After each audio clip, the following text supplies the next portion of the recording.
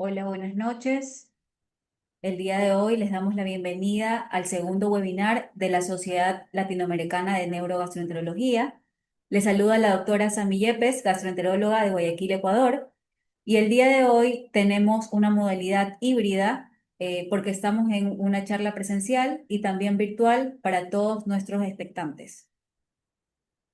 El día de hoy tengo el agrado de presentar en esta charla al doctor José Ignacio Hanna. Él es médico gastroenterólogo del staff del Hospital Alcíbar de Guayaquil, Ecuador, presidente de la Sociedad Latinoamericana de Neurogastroenterología, miembro del comité ejecutivo del programa Roma Partners de la Fundación Roma, miembro del comité editorial de la revista Neurogastro Latam Reviews, miembro del comité editorial de la revista de Gastroenterología de México, miembro de la Sociedad Ecuatoriana de Gastroenterología y miembro de la Sociedad Ecuatoriana de Endoscopía Digestiva. Esta noche vamos a tratar sobre el tratamiento de dispepsia funcional más allá de los IBP. Le doy el paso al doctor Ignacio Hanna para que nos deleite con esta charla. Muchas gracias, Sami. Buenas noches.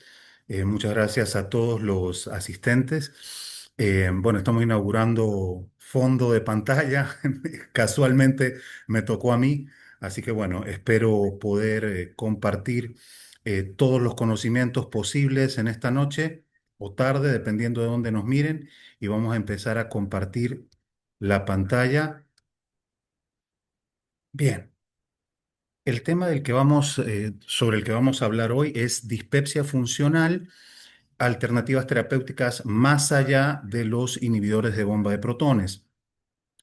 La- los puntos claves, los objetivos de la presentación van a ser conversar primero sobre características generales de la dispepsia funcional, hablar sobre el rol de los inhibidores de bomba de protones en el tratamiento de la dispepsia funcional, hablar de alternativas de tratamiento de acuerdo a la categoría, optimización del tratamiento de erradicación del Helicobacter pylori, que es uno de los puntos más controversiales, y finalmente, qué hay sobre la modulación de la microbiota intestinal.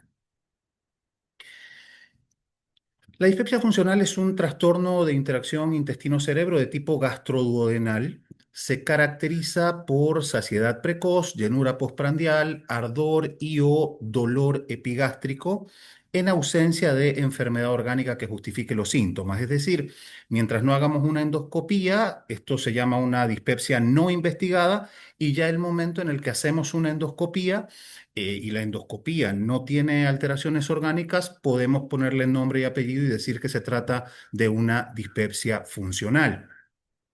Los inhibidores de bomba de protones han sido desde hace mucho tiempo el tratamiento de elección para esta entidad. Como vemos en este metaanálisis que ya tiene algún tiempo, ni siquiera se necesitan dosis altas de inhibidores de bomba de protones. Con dosis medias se obtienen beneficios bastante parecidos a los que se obtienen con dosis altas y con dosis estándar. Sin embargo, la ganancia terapéutica en números parece ser un poco menor de lo que uno se imaginaría, ¿no? Si bien el beneficio es significativo, metaanálisis como este de Cochrane reproducen beneficios que no suelen superar el 30%. Y en realidad, cuando nosotros le damos un inhibidor de bomba de protones a un paciente en la consulta, da la impresión de que mejoráramos a más del 30% de aquellos pacientes a los que les damos esta medicación.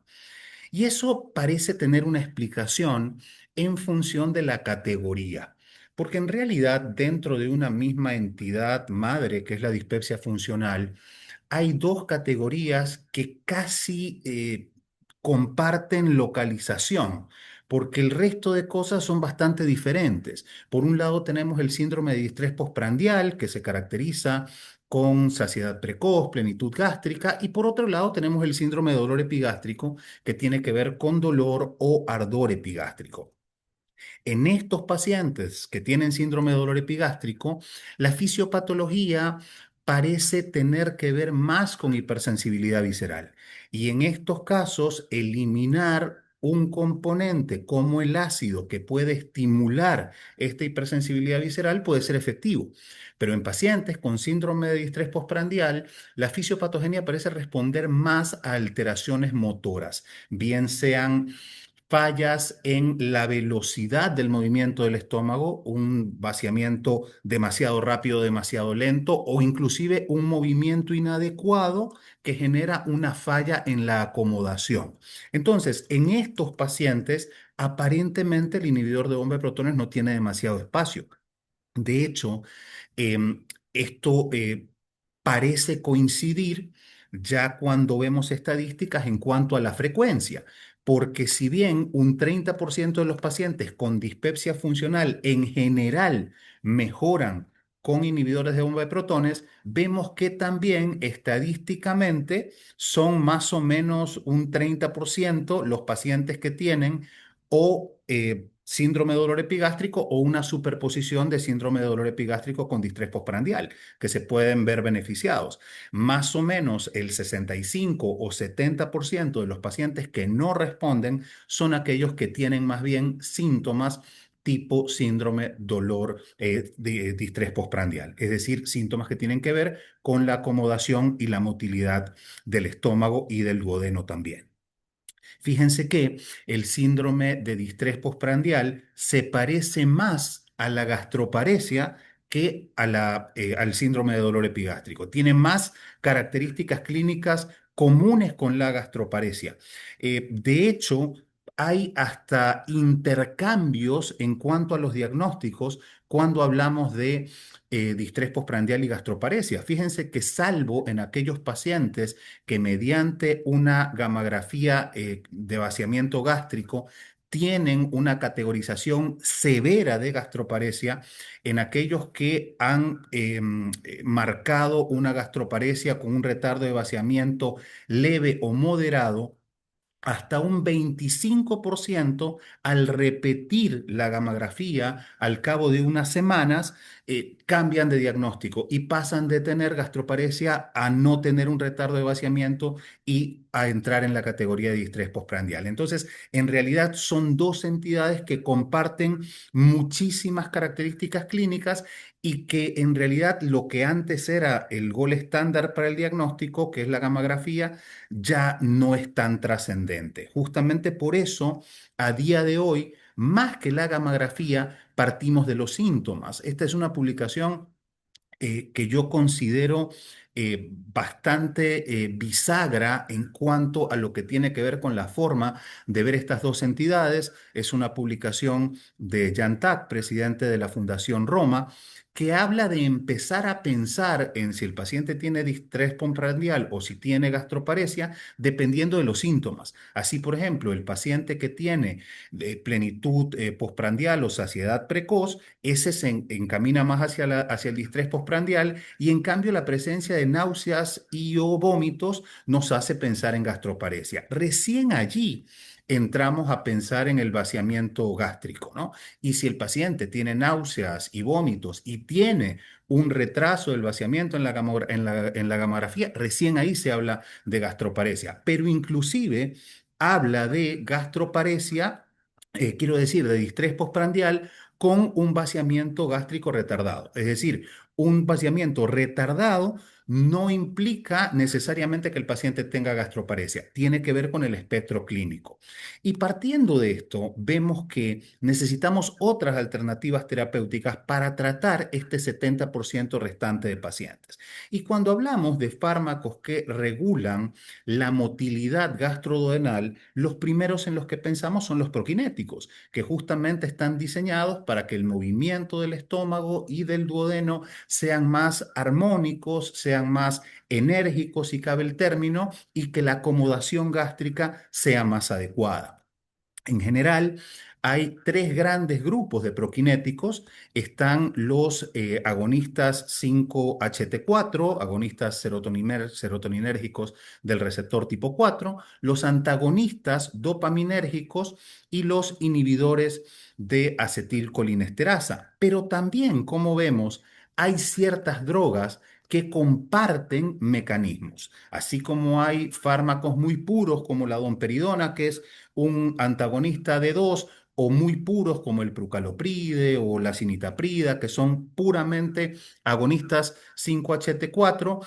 Hay fármacos que tienen mecanismos duales como la metoclopramida o la levosulpirida, que son 5-HT4 agonistas y también son antagonistas de dos, o fármacos como por ejemplo como la itoprida, que es un inhibidor de acetilcolinesterasa y también es un antagonista de dos. Y hay fármacos como la acotiamida, que además de contar con un mecanismo de acción principal, que sería inhibir la acetilcolinesterasa, cuentan con mecanismos accesorios, particularmente la acotiamida es también un antagonista de receptores muscarínicos. Y esto hace que destaque sobre los demás porque este mecanismo antimuscarínico contribuye directamente en mejorar la acomodación gástrica y es un mecanismo que podría ser de enorme utilidad en aquellos pacientes que tienen saciedad precoz.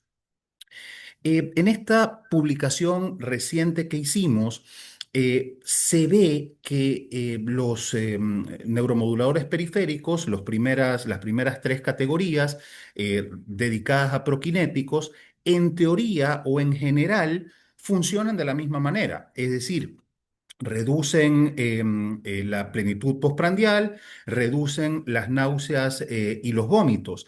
Pero luego, cuando ya vamos a chequear diferencias de acuerdo a las publicaciones más recientes, vemos metaanálisis como este, en donde, por ejemplo, destaca la cotiamida con alta efectividad y con intervalos de confianza bajos, al igual que la itoprida. Aunque todos los prokinéticos parecen ser efectivos, la evidencia parece ser más sólida con estas moléculas.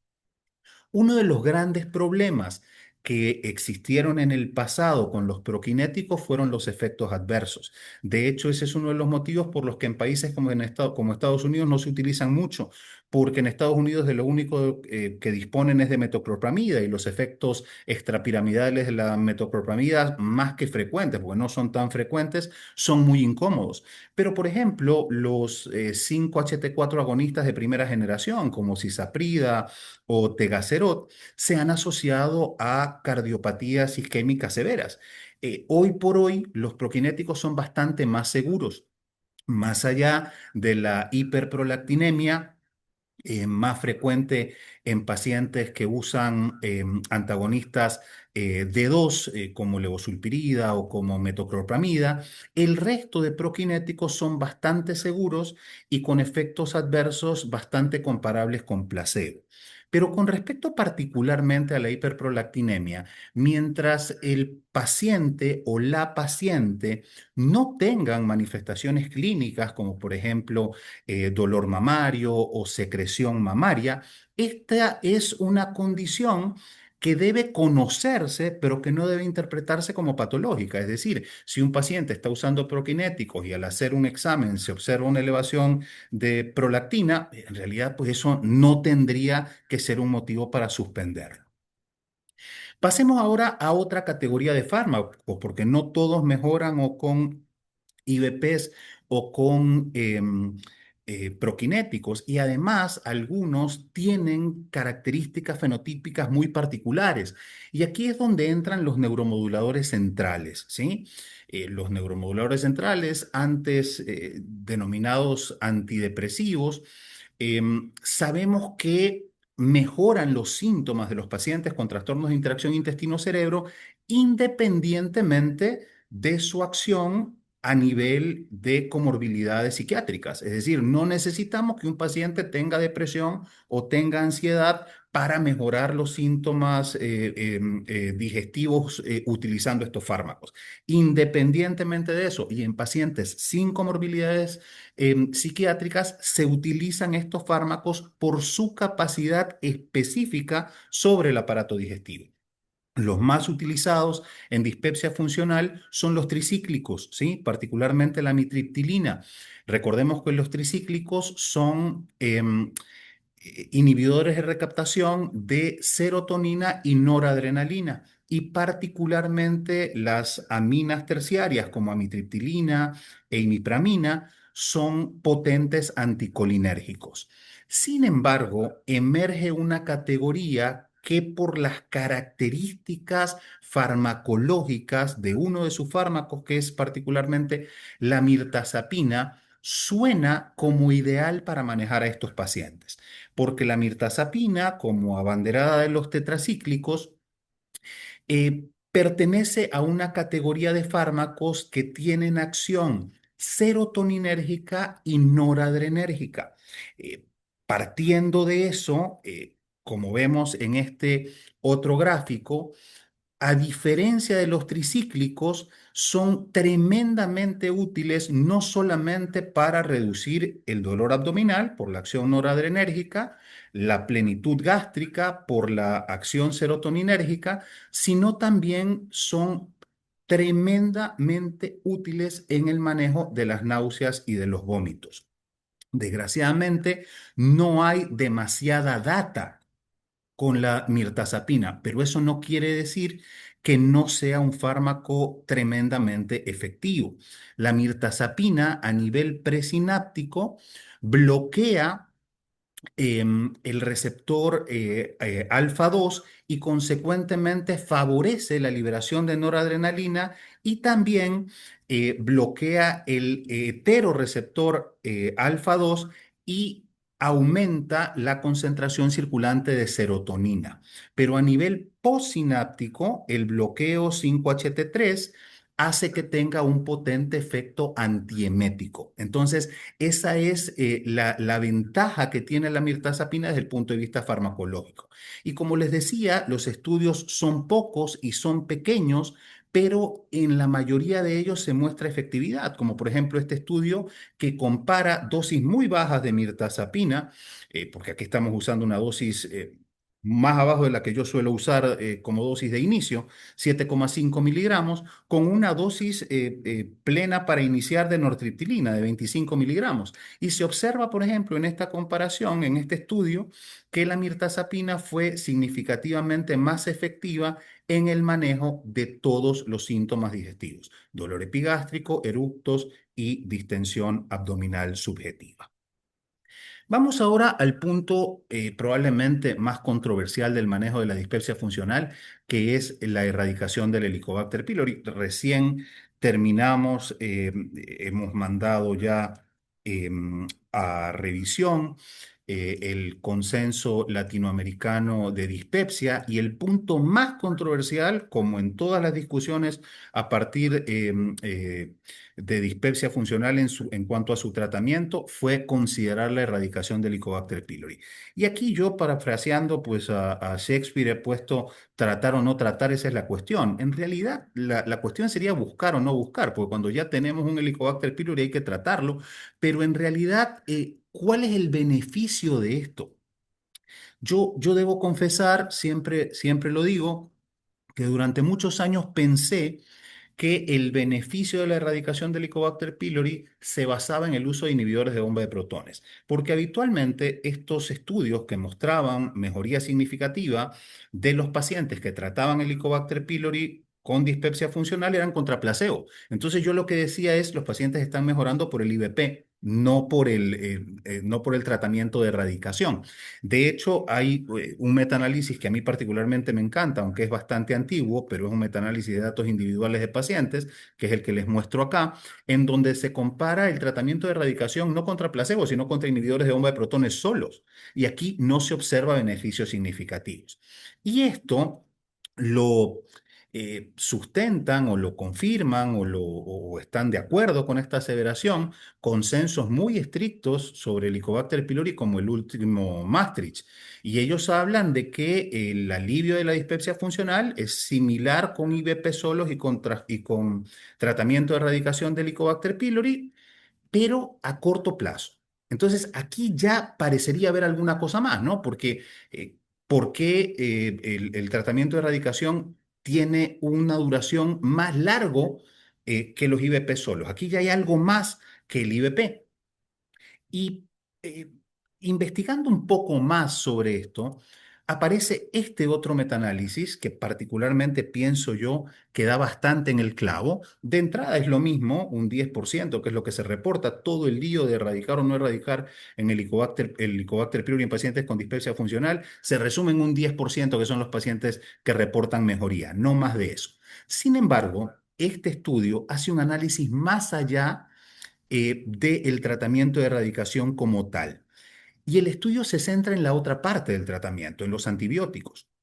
Y fíjense, este es un dato que particularmente pienso que es un poco sonrojante, siempre lo digo cuando reviso este artículo, que no hay correlación significativa entre la tasa de erradicación y la mejoría o la curación de la dispepsia. ¿Qué quiero decir con esto? Que mejoran los pacientes por el tratamiento de la misma manera, sea o no sea erradicado el Helicobacter pylori. Consecuentemente, estamos dando un tratamiento para erradicar el Helicobacter pylori y estamos mejorando al paciente aunque el Helicobacter pylori no sea erradicado. ¿Qué quiere decir esto? Que probablemente estamos dando un tratamiento con un objetivo y en realidad estamos mejorando los síntomas del paciente, pero por otro mecanismo. Y si miramos bastante más analíticamente este estudio, vamos a ver que hay una clara tendencia a mejorar los síntomas de dispepsia en los pacientes que erradican el Helicobacter pylori con nitrimidazólicos, con metronidazol. Entonces, ¿qué puede ser lo que esté haciendo que estos pacientes mejoren con un tratamiento de erradicación del Helicobacter pylori, aunque el Helicobacter pylori siga ahí? Probablemente tiene que ver con la modulación de la microbiota. Y en este caso no me refiero particularmente a la microbiota del estómago, porque el estómago casi que es monopolizado con el Helicobacter pylori cuando el Helicobacter pylori está presente, sino a la microbiota duodenal. La microbiota duodenal puede influir en la velocidad y la capacidad adecuada de vaciar el estómago y de mover el duodeno. Es decir, que sea un movimiento armónico que no genere síntomas. Y fíjense, ahí aparecen otras evidencias como esta en la que se observa que los pacientes que tienen Helicobacter pylori tienen significativamente mayor riesgo de tener conjuntamente sobrecrecimiento bacteriano del intestino delgado. Y no solamente eso, si llevamos a la clínica, vemos este metaanálisis ruso, ¿sí? En donde se observa que los pacientes con dispepsia funcional tienen también más sobrecrecimiento bacteriano del intestino delgado que aquellos que no tienen dispepsia funcional. Es decir, es una forma un poco más tangible, menos supuesta, de en la práctica clínica tradicional reconocer una forma de disbiosis que es el SIBO. Y para ilustrar un poquito o fortalecer un poquito más este argumento, les muestro este estudio, que es casi un estudio piloto, porque es de lo poco que hay. Es un estudio pequeño, ¿sí? Hecho en pacientes con dispepsia funcional con rifaximina en una dosis baja, porque son 400 miligramos 3 veces al día durante 2 semanas contra placebo. Y se observa un beneficio significativo en los pacientes que usaron rifaximina. ¿Cuál sería la otra alternativa para la modulación de la microbiota intestinal dentro de las más utilizadas, los probióticos? Aquí realmente sí, la evidencia es muy pobre. Lo más cercano que hay es este metaanálisis, pero como vemos, tiene intervalos de confianza muy amplios, ¿sí? La tendencia da a pensar que las fórmulas que tienen probióticos multiespecie parecen ser más efectivas que los probióticos individuales, pero en realidad, para ser concretos y para ser, digamos, analíticos con la evidencia, con respecto a probióticos, sí falta bastante por investigar. Bien, para terminar, quisiera mostrarles una especie de algoritmo en función de lo que hemos venido conversando. Este algoritmo está publicado en la revista Neurogastro Latam Reviews en una publicación conjunta con Max Mulson. Y aquí lo que decíamos es que como tratamiento de primera línea tenemos que elegir el subtipo. Así en pacientes con dolor epigástrico utilizamos inhibidores de bomba de protones. Si vamos a erradicar el Helicobacter pylori, considerar usar nitrimidazólicos como parte del tratamiento. Y si el paciente no mejora, vamos con neuromoduladores centrales mirtazapina o tricíclicos. Yo particularmente prefiero, cuando el paciente tiene puramente dispepsia funcional, prefiero utilizar mirtazapina. Si el paciente tiene síndrome de distrés postprandial, empezamos con proquinéticos y luego seguimos con un esquema bastante parecido, considerar erradicación con nitrimidazólico si es necesario, asociar o cambiar por mirtazapina o por tricíclicos y considerar también la posibilidad de que el paciente tenga SIBO y usar rifaximina y luego mantenimiento con probióticos específicos. Y si el paciente tiene una superposición entre distrés postprandial y dolor epigástrico, se puede combinar inhibidores de bomba de protones y proquinéticos y si no es suficiente, utilizar en función de las necesidades las otras alternativas de las que conversamos. Bien, entonces, para terminar, el tratamiento de elección de la dispepsia funcional son los inhibidores de bomba de protones, sí, pero en síndrome de dolor epigástrico. En pacientes con síndrome de distrés postprandial y en aquellos en donde pudiera haber una superposición con gastroparesia, los proquinéticos son una alternativa útil. La mirtazapina parece ser el neuromodulador central ideal en dispepsia funcional, aunque la evidencia mayor es con tricíclicos. La erradicación del Helicobacter pylori tiene un beneficio muy pequeño a largo plazo, pero que podría optimizarse eligiendo el antibiótico del esquema y modular la microbiota intestinal puede ser de utilidad a falta de evidencia de mayor calidad. Antes de terminar, los invito, como siempre, los que están conectados y no son parte de nuestra sociedad y les interesan este tipo de temas, los invito a formar parte de nuestra sociedad, la Sociedad Latinoamericana de Neurogastroenterología. Únicamente se necesita escribir un mail a esta dirección, a neurogastrolatam@gmail.com y pedir la admisión. Y también al programa ROM Partners que represento en Latinoamérica, un programa sobre todo dirigido a interesados en trastornos de interacción intestino-cerebro, jóvenes o de ejercicio medio de su carrera profesional. Para esto, lo único necesario es entrar a través de ese QR e inscribirse. Ya con ROM Partners estamos en la parte de educación continua. Muchas gracias y quedo a disposición de ustedes para sus preguntas. Vamos a estar. Agradecemos la intervención del doctor Ignacio Hanna esta noche con este tema que realmente no solo lo vemos los gastroenterólogos, sino que lo vemos los médicos a nivel mundial. Estamos esperando sus preguntas en el chat, si es que tienen alguna duda que quieran hacerle el día de hoy. Y bueno, empezando, doctor. Quisiera preguntarle, ¿cuál es usted la estrategia que usa para monitorizar la evaluación de respuesta al tratamiento que decide elegir, ya sea con un neuromodulador o con un procinético, luego de un tratamiento refractario para IBPs? La respuesta, la forma particularmente la forma de evaluar la respuesta es clínica. Lo que sí es que hay que saber cuándo evaluar la respuesta al tratamiento. Porque, por ejemplo, si yo voy a utilizar un proquinético, el proquinético funciona bastante rápido, no necesita demasiado tiempo para empezar a funcionar. En cambio, si voy a usar un neuromodulador central, sabemos que si bien hay ciertas partes en las que el neuromodulador central actúa más rápido, el beneficio del neuromodulador central recién se puede evaluar después de 6 u 8 semanas de estar utilizándose. Y eso es algo bastante importante porque cuando uno le pone un neuromodulador central al paciente, tiene que decirle que el funcionamiento de este fármaco no va a ser inmediato.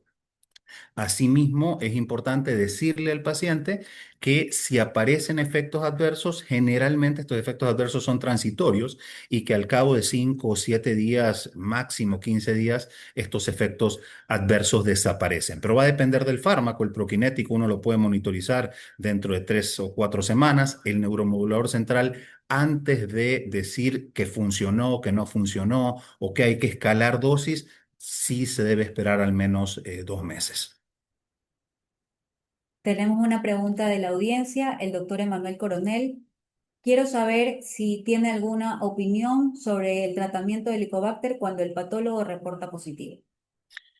A ver, el tratamiento del Helicobacter, yo particularmente no creo que sea un tratamiento mayormente efectivo porque los números necesarios para tratar van de 15 a 30. Sin embargo, sí creo que si el paciente tiene Helicobacter pylori hay que tratarlo, más todavía en países como por ejemplo Colombia o Ecuador, en donde la incidencia de cáncer gástrico es alta. Lo que sí es que probablemente para optimizar el tratamiento de erradicación del Helicobacter pylori y tener una ganancia terapéutica mayor o que pueda ser útil en el paciente que tiene dispepsia funcional, probablemente utilizando antibióticos como por ejemplo levofloxacina o metronidazol, que son antibióticos útiles para modular favorablemente la microbiota intestinal, el paciente pueda beneficiarse también en cuanto a sus síntomas dispépticos. Pero en realidad la eficacia del tratamiento de erradicación es bastante baja. Como tal, es bastante baja. Tenemos otra pregunta de la audiencia. ¿De acuerdo a qué escogemos el procinético ideal? Es una muy buena pregunta, es una muy buena pregunta y va a depender mucho de las características clínicas del paciente y de otras características. Por ejemplo, en una chica joven, ¿sí? De edad fértil, probablemente yo no me arriesgaría a utilizar un antidopaminérgico por el riesgo de la hiperprolactinemia. En un paciente, yo habitualmente no uso metoclopramida, pero si fuera la única alternativa que tuviera, en pacientes muy jóvenes o pacientes muy ancianos tampoco la usaría porque el riesgo de extrapiramidalismo sube exponencialmente.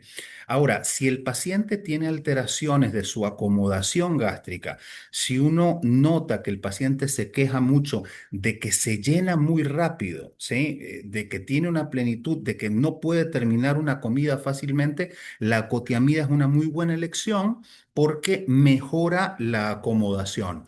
Y luego, como proquinéticos seguros, aparte de la cotiamida, está la itoprida también. De acuerdo al tema de la modulación de la microbiota, que también interviene, a pesar de no tener tantos estudios, que interviene también en el tratamiento de la dispepsia funcional, ¿qué cepas de probióticos utilizamos o recomendaría utilizar en la práctica clínica? Es una muy buena pregunta. Desgraciadamente no hay demasiada data con respecto a esto, pero aparentemente las que combinan lactobacilos y bifidobacterias son las que mejores resultados tienen en estudios individuales o en este metaanálisis que mostré.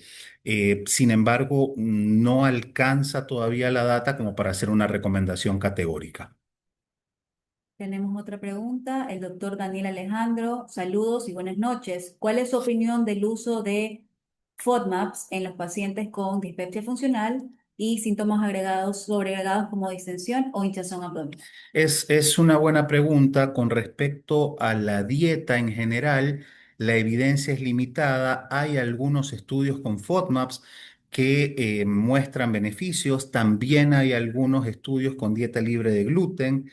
También se puede sugerir evitar alimentos que tardan en ser vaciados del estómago, como alimentos hipergrasos o hiperproteicos. Inclusive hay un estudio muy interesante del grupo de Jan Tak en Bélgica que evita alimentos potencialmente alergénicos, porque de acuerdo a estudios endoscópicos de alta definición, ¿sí? Con endoscopía confocal, se observa que hay alteraciones inflamatorias con estos alimentos. Sin embargo, si me preguntan personalmente, yo no suelo usar dieta baja en FODMAPs en ningún paciente porque es una dieta muy difícil de manejar, altamente restrictiva y en realidad también muy difícil de dejar, porque la introducción, o sea, la reintroducción de los FODMAPs no es tan fácil tampoco. Yo particularmente prefiero hacer una dieta de exclusión inicial,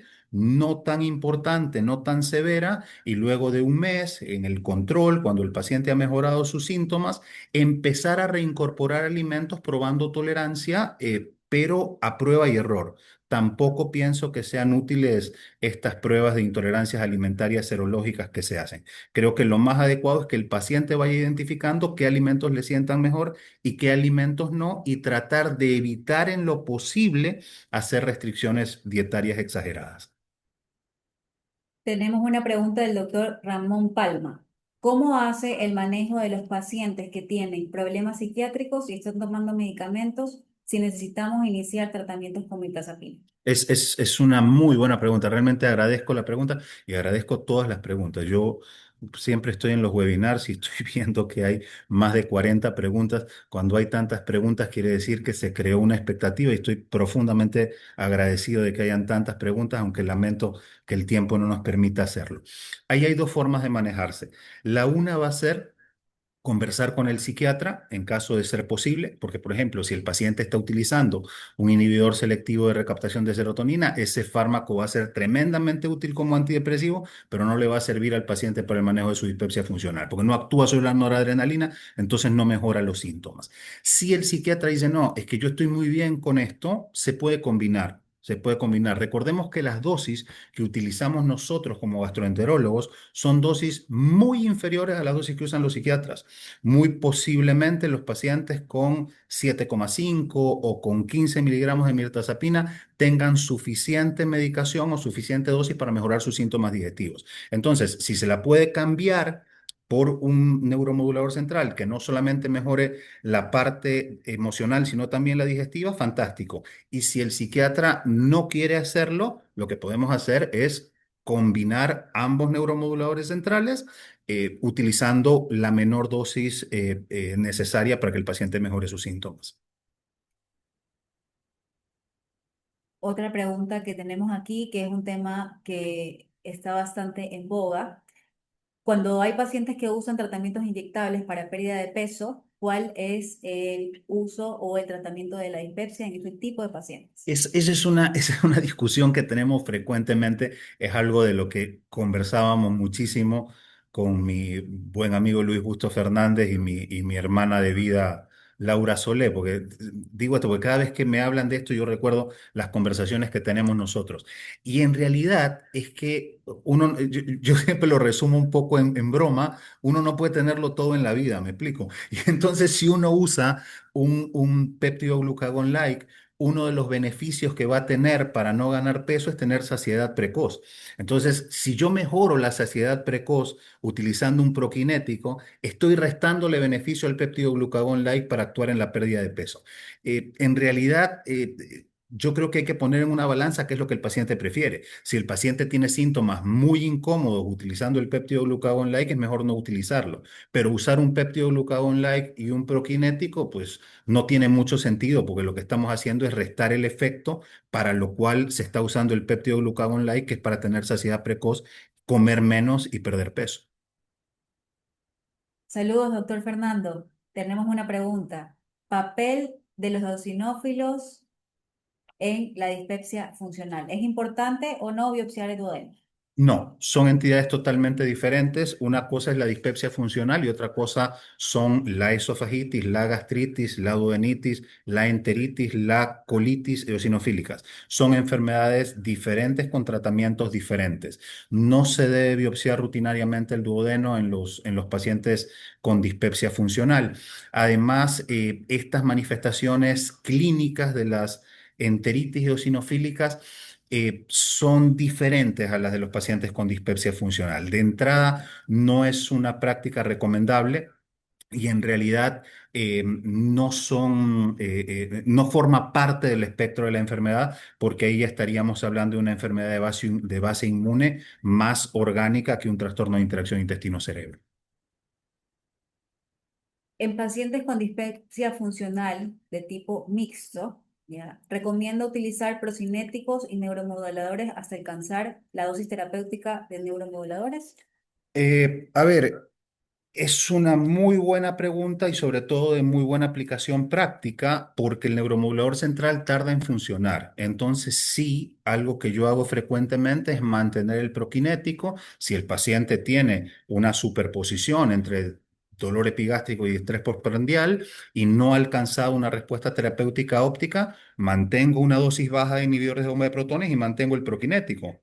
Luego voy bajando el proquinético Voy quitando el inhibidor de bomba de protones y voy potenciando el neuromodulador central que yo sé que dentro de 2 meses ya va a estar actuando adecuadamente y muy posiblemente ese paciente necesite únicamente mantenerse con esta medicación. Ahora, algo importante, eh, vale comentarlo ahora, es que los neuromoduladores centrales no deben suspenderse cuando el paciente haya mejorado los síntomas. La mirtazapina funciona bastante bien y bastante rápido dentro de los neuromoduladores centrales, pero si el paciente lo suspende a los 3 meses, ¿sí? Está perdiendo muchísima ganancia del fármaco. Me explico mejor. Uno cuando empieza un tratamiento con un neuromodulador central debe pensar que no debe utilizarlo por menos de 6 meses, idealmente no menos de 12 meses. ¿Por qué? Porque más allá de que el paciente haya mejorado, el paciente si suspende el neuromodulador central a los 3 meses, tiene una posibilidad de recidiva mayor que si lo suspende a los 6 o que si lo suspende al año. Y eso tiene una explicación clara. Los neuromoduladores centrales no solamente actúan en el aquí y en el ahora, sino que intervienen en un proceso que se llama neuroplasticidad. Esto es crear conexiones cerebrales en áreas que por distintos motivos funcionan de manera defectuosa para mejorar estos procesos de alteración en la motilidad o de hipersensibilidad visceral. Así como funcionan con neuroplasticidad para mejorar las alteraciones neuropsiquiátricas o neurológicas, también lo hacen para las alteraciones digestivas. Entonces, tenemos que dar tiempo a que este proceso funcione. Saludos, Tamara. ¿Con qué procinético es más adecuado el manejo de dispepsia en pacientes con cirugía bariátrica y cuál es el tiempo que se debe usar? En realidad no hay un prokinético específico para usar en pacientes con cirugía bariátrica. Depende mucho de la cirugía bariátrica, la necesidad de un prokinético. Habitualmente en los pacientes que tienen bypass el problema es al revés, porque el vaciamiento es más rápido y estos pacientes a veces tienen hasta insuficiencias pancreáticas por vaciamiento acelerado. Pero en los pacientes que tienen manga, y que no fueron debidamente evaluados o en donde se subestimó la posibilidad de que estos pacientes pudieran tener algún trastorno en el vaciamiento o una enfermedad por reflujo antes de operarse, allí sí el problema es serio, porque al disminuir la capacidad del estómago pueden empeorar tanto síntomas de reflujo como síntomas de dispepsia funcional o de gastroparesia. Entonces, no hay un prokinético específico, pero en este grupo de pacientes pueden llegar a ser beneficiosos para el manejo de los síntomas que tienen que ver con vaciamiento gástrico alterado. Otra pregunta de Luis Giovanni Torres. ¿Cómo interpretar la ausencia de enfermedad orgánica cuando en las endoscopías reportan eritema o edema y un reporte patológico de gastritis crónica? Eso hay que tamizarlo. Yo no sé, Sammy, si tú has visto alguna biopsia que has pedido que el patólogo te contesta estómago normal. Ninguno, yo tampoco. En todos los años que tengo haciendo endoscopía no hay ninguna. Entonces, más allá de lo que el patólogo contesta, es lo que uno ve en la endoscopía. Hay una entidad tremendamente controversial. No quiero generar más controversia de la que ya hay con respecto a esto, que es el hecho de que si el paciente tiene Helicobacter pylori en la biopsia, uno antes de hablar de dispepsia funcional debería erradicar el Helicobacter pylori. Pero eso sería quizás lo único o la presencia importante de eosinófilos, a grandes rasgos, eso sería lo que nos impida hacer un diagnóstico de dispepsia funcional en una endoscopía que cuando hemos visto el estómago durante la endoscopía lo hemos percibido como un estómago normal o con variaciones mínimas dentro de lo habitual. Doctor Martín Coronel pregunta, ¿cuánto tiempo se puede o se recomienda usar los neuromoduladores con los pacientes que tienen buena respuesta? Gracias, Martín y Emanuel. Un saludo desde aquí. A ver, en pacientes con trastornos de interacción intestino-cerebro, lo ideal es manejarlos de 6 a 12 meses. Eso sería lo ideal y luego tratar de quitarlos. Pero particularmente creo que no hay que desesperarse por quitarlos. Recordemos que muchos de estos pacientes tienen comorbilidades psiquiátricas y recordemos que los psiquiatras no suspenden los neuromoduladores centrales. Cuando los usan como antidepresivos, los utilizan por tiempo indefinido. Entonces, nosotros sí habitualmente los quitamos para mejorar los síntomas, pero si el paciente está bien, si el paciente aparte tiene comorbilidades psiquiátricas, se puede prolongar un poco más el tiempo de su uso. Ahora, fríamente, si el paciente ha mejorado sus síntomas y estamos pensando en quitarlo, no debe ser menos de 6 meses, idealmente 12 meses y bajándolos gradualmente, quitando la dosis poco a poco, no cortándolos de golpe. Cuando tenemos pacientes en los cuales la dispepsia funcional se sobrepone con síntomas de síndrome de intestino irritable, ¿cuál sería el mejor abordaje en este tipo de pacientes? A ver, se puede tratar individualmente las entidades, ¿sí? Se puede usar un antiespasmódico combinado con un proquinético o con un inhibidor de bomba de protones, dependiendo del subtipo. Ahora, ahí sí, por ejemplo, si yo voy a usar un neuromodulador central, salvo que el paciente esté estreñido, yo preferiría utilizar amitriptilina. ¿Sí? En esos casos particularmente, sí preferiría utilizar amitriptilina. Y en esos casos, cuando hay distensión abdominal asociada, cuando hay diarrea, hay que priorizar muchísimo el estado de la microbiota intestinal y aquí, por ejemplo, puede resultar útil para ambas entidades, para ambos trastornos, una modulación favorable de la microbiota, bien sea con rifaximina o con probióticos o con ambos. Tenemos las últimas preguntas. Cuando fallan los IBPs, los procinéticos, los neuromoduladores y hemos descartado solapamientos con infección de Helicobacter pylori, SIBO, síndrome intestinal irritable o gastroparesia, ¿cuál sería la cuarta línea de tratamiento? ¿Podríamos pensar en psicoterapia? ¿Recomienda sí o no? Sí, totalmente. La terapia cognitiva conductual es útil en estos pacientes, es de lo que mejor funciona dentro de la psicoterapia. Pero habitualmente para llegar a esto hablamos de pacientes en donde sí se observa claramente un desequilibrio o una enfermedad psiquiátrica muy manifiesta y muy evidente. Habitualmente no llegamos a este punto para mejorar a los pacientes, digamos, para que los pacientes no mejoren, digamos, ¿no? No llegamos a utilizar todo sin que haya ninguna mejoría. También hay alternativas intermedias entre neuromoduladores centrales como los antidepresivos y neuromoduladores periféricos como los IBP o los proquinéticos, que son los ligandos delta, ¿sí? La pregabalina, por ejemplo, o la gabapentina no tienen demasiados estudios, pero sí en los pocos estudios que tienen parecen funcionar.